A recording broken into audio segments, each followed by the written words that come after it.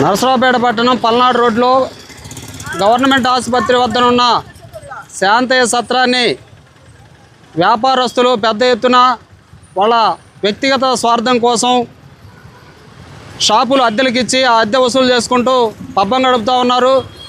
దాని ప్రధానమైన ఉద్దేశం ఏంటంటే శాంతయ్య సత్రాన్ని నిర్మించిన ఉద్దేశం పేదలకి ఎవరికైనా ఆశ్రయం కల్పించి వారం కానీ 10 రోజులు కానీ వాళ్ళకి నీడ కల్పించే ఉద్దేశంతో శాంతయ్య సత్రం ఏర్పాటు చేయడం జరిగింది.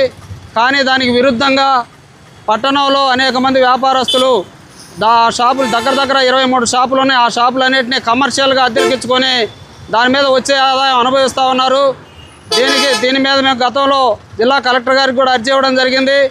ఎండోమెంట్ జిల్లా అధికారులు ఇది ఎవరైతే వ్యాపారస్తులు ఉన్నో వాళ్ళకే హక్కు ఉందని చెప్పి మాట్లాడుతూ ఉన్నారు. మరి ఒకవైపునేమో ఎండోమెంట్ అధికారులు దీని మీద అద్దెలు వసూలు చేస్తున్నారని చెప్పి కూడా పుకార్లు జరుగుతూ ఉన్నాయి. ఎండోమెంట్ అధికారుల తీరు అనేది సరిగా లేదు. పూర్తిగా వ్యాపారస్తులతో కుమ్మక్కైన సందర్భం అనేది అర్థమవుతూ ఉంది.